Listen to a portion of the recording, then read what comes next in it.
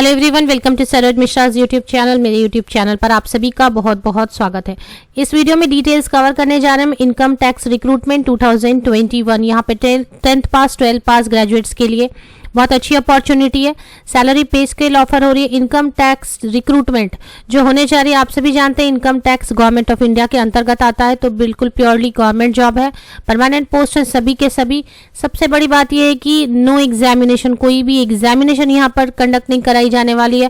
Application fee मुझे कहीं भी नजर नहीं आई।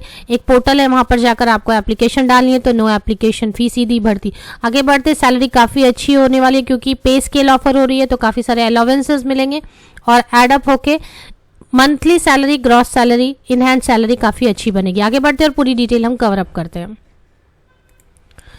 जो पोस्ट है, total inspector of income tax 8 post है, टैक्स असिस्टेंट 83 पोस्ट है, मल्टीटास्किंग स्टाफ 64 पोस्ट है, पे लेवल 7। तो जो सबसे हाईएस्ट है वो है 44,900 की पे स्केल है। तो पे स्केल पर आपको काफी सारे अलाउंसेस मिलते हैं। एचआरए होती है, डियरनेस अलाउंस मींस महंगाई भत्ता, और काफी सारे और भी अलाउंसेस मिलते हैं। तो सैलरी 65,000 के अराउंड या अबाउ जरूर बनेगी।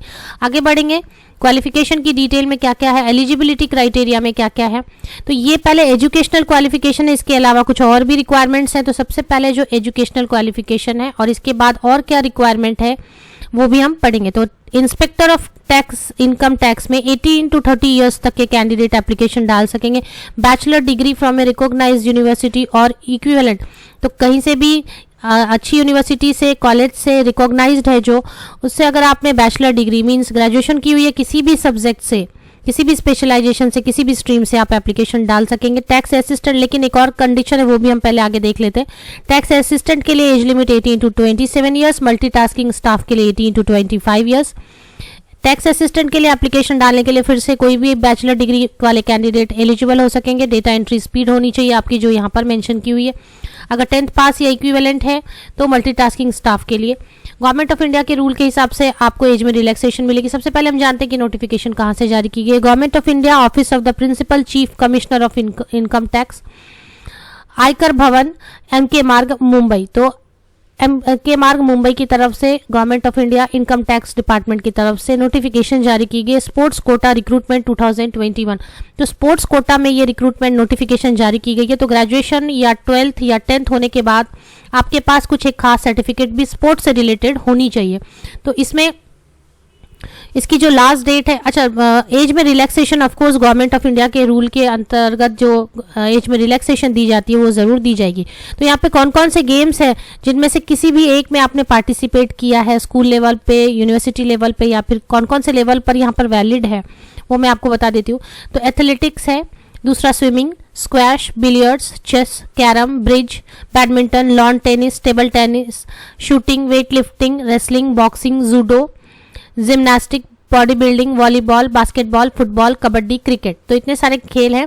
इसमें 17 से 22 जो पॉइंट खेल है, गेम्स हैं, इनमें से किसी की अगर पार्टिसिपेशन सर्टिफिकेट आपके पास सर्टिफिकेट है, ये PDF में बताई गई कैसी सर्टिफिकेट चाहिए। तो 17 to 22 वाले गेम्स में केवल मेल कैंडिडेट्स एप्लीकेशन डाल सके, बाकी सभी पोस्ट में मेल एंड फीमेल दोनों टाइप के प्लेयर्स एप्लीकेशन डाल सकेंगे। तो बेसिकली आपके पास सर्टिफिकेट स्पोर्ट्स की भी होनी चाहिए। तो अब स्पोर्ट्स एलिजिबिलिटी में यहाँ पर बताया गया है, इनमें से कोई भी एक अगर आपके पास है,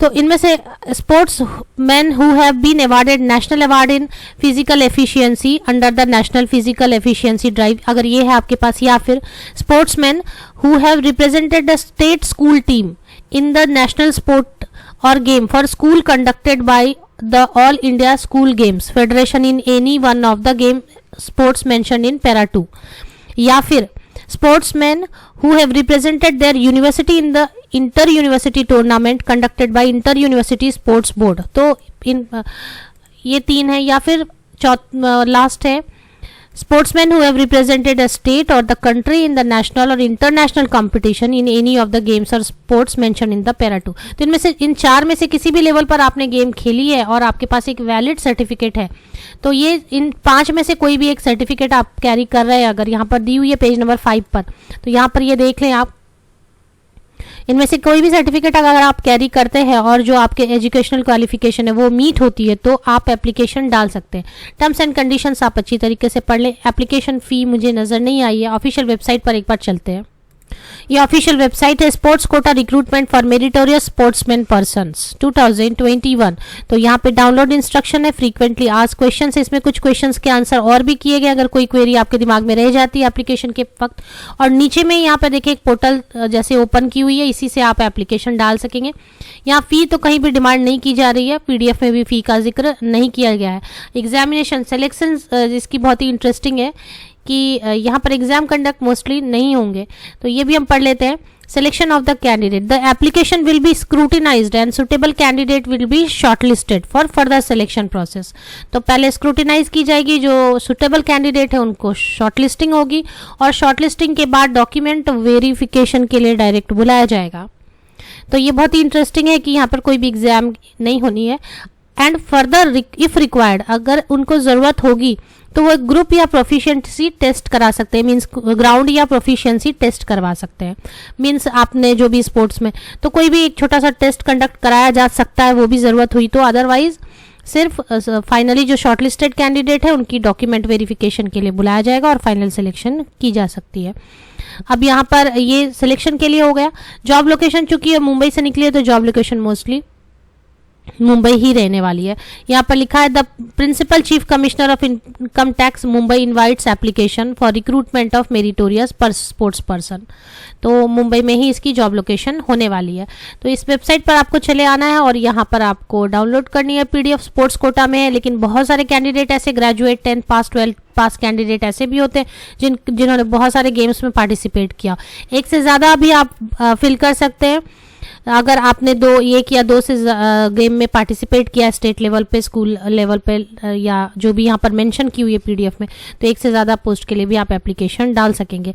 लिंक आपको वीडियो के डिस्क्रिप्शन बॉक्स में मिल जाएगी, वहाँ पर आप चेक कर ले डिटेल्स और अच्छी तरीके से पढ़ लें। फ्रीक्वेंटली आस्क्ड क्वेश्चंस में भी कुछ क्वेश्चंस आंसर किए, ये भी एक बार आप देख लें। यहाँ पर कुछ क्वेश्चंस हैं, ये भी किए हुए। द स्पोर्ट गेम और sport in which I have represented the country और state does not feature in the list और ऑफ गेम्स और sports available in the online form. तो अगर कुछ क्वेश्चंस आपके दिमाग में हैं, can I upload merit certificate in place of an एग्जियर्स? सेकेंड नंबर इसका आंसर किया है। I have already submitted the form by uploading merit certificate instead of an एग्जियर्स, what can I do now? Who can sign the annexures? I have represented more than one university. Should I annexures signed from all the universities? I am 35 years old. Will I get age relaxation? I have represented the state or the country in more than one game. Can I apply for both games? तो ये भी यहाँ पर answer किया हुआ है। इसी तरीके से 2-3 क्वेश्चंस और हैं जो आंसर किए हुए हैं, इनको आप अच्छे से पढ़ लें। दोनों PDF को अच्छी तरीके से पढ़ लें और एप्लीकेशन के लिए यहाँ पर आना है और एप्लीकेशन आपको फिल कर देनी है। सारी चीज़ें फिल करके यहाँ पर सबमिट कर देनी है। Best wishes, thank you very much.